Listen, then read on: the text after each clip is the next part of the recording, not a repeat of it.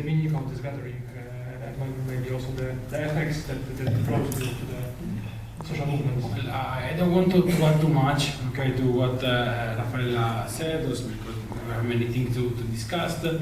Before you were asking about personal experience, I'm not sure how interesting my personal experience of a 19-year-old activist simply came here to try and attend as many events as possible and learn what was going on is. What I can say is that it was definitely a moment that was needed to breathe and to raise our head. Okay, as Raffaella said, in every cycle of protest there are moments of crisis and drama. Okay, and the threat of repression and violence is always there, and this was definitely a step, okay, forward in order for the movement to gain the possibility, okay, and I say the right word would be recognition.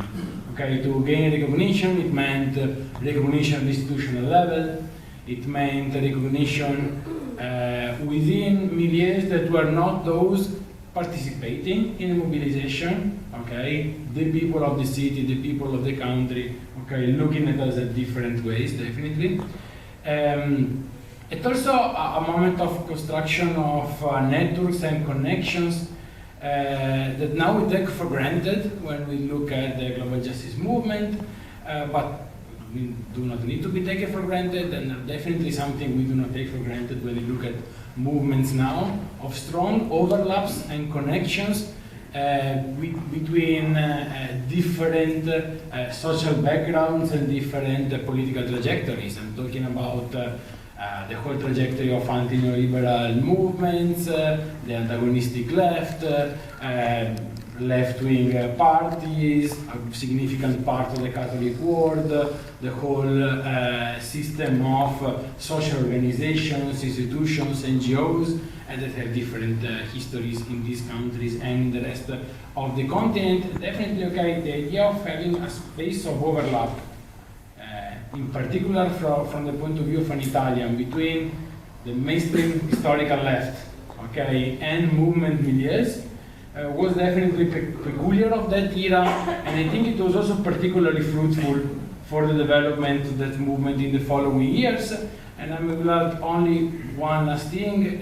Raffaella mentioned the final demonstration. It was already against the war in Iraq. It was an ongoing discussion at the stage, and we start a few months later. The movement definitely provided the infrastructure for the anti-war mobilization, and the days in Florence were really the transition between the anti-neoliberal movement in itself, okay, and the large anti-war demonstrations that provided really also a first step into activism, into mobilization, into political participation for a whole generation of people. Yeah, I will stop at this. Okay, thank you very much, and also thank you because I have this impression that you already started to explain some of the effects of this first gathering, and I also wanted to ask both of you now if you would like to add something when it comes to some results, like the most important ones, what effects this first gathering, first forum achieved, and maybe let's not focus too much on that, but maybe what were the most important defeats, especially those defeats that we should learn upon. So I know, Raffaella, if you can start. Yeah. Okay. I go quickly. Well, defeats. The war started.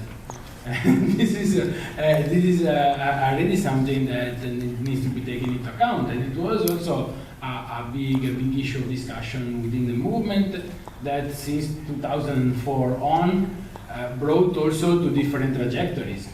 Okay, between those who were saying, okay, this is something that shows how inefficient, okay, movements are, and we have to bet on representative politics, okay, and to have a strongest link with representative politics. And I think that the connection between the movement and representative politics took very different forms in different countries.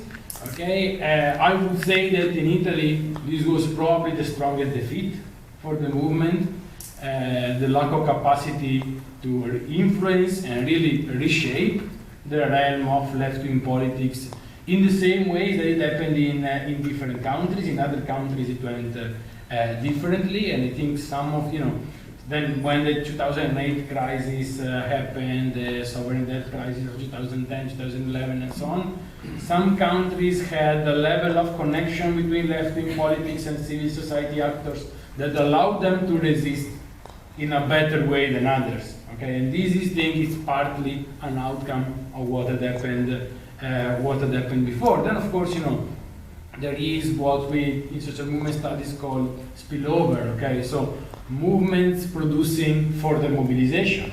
Okay, and keeping up mobilization on certain issues. In Italy, there was the 2011 campaign against the privatization of the water system that ended up in the victory of the referendum in 2011.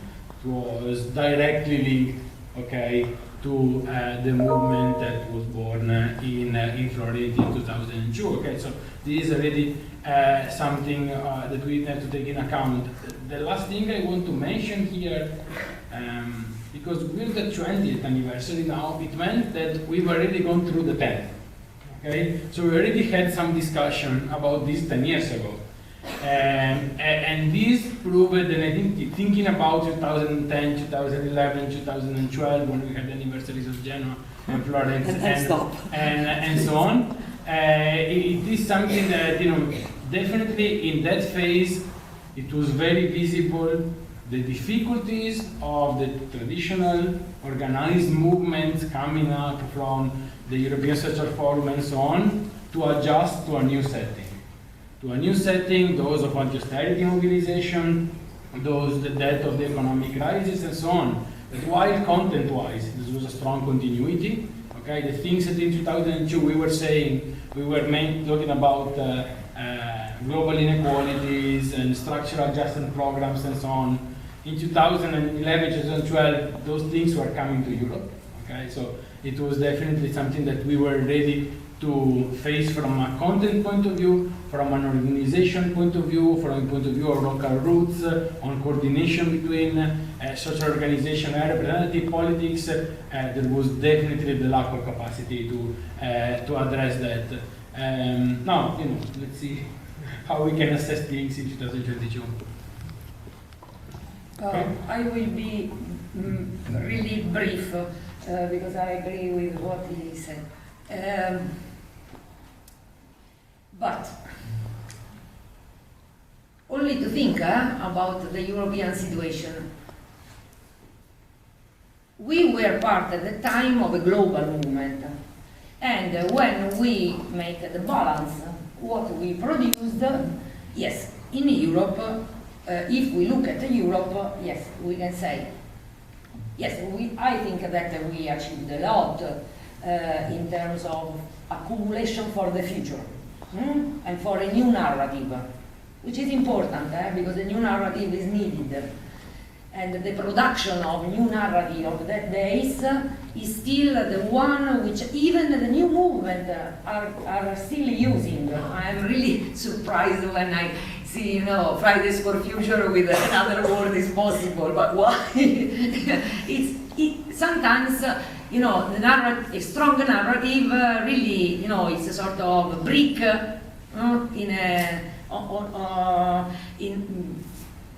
on which you can build something. But even in terms of political result, okay, if you look at Europe, we had not so much political result, but the movement was global. And one of the results of this global movement in Latin America was that just after some years of this process of the World Social Forum, 5 countries in Latin America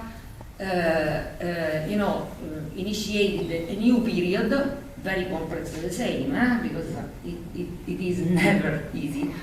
But 5 presidents of Latin America which were participants, which have participated in all the World Social Forum events with us. And they became president of their country.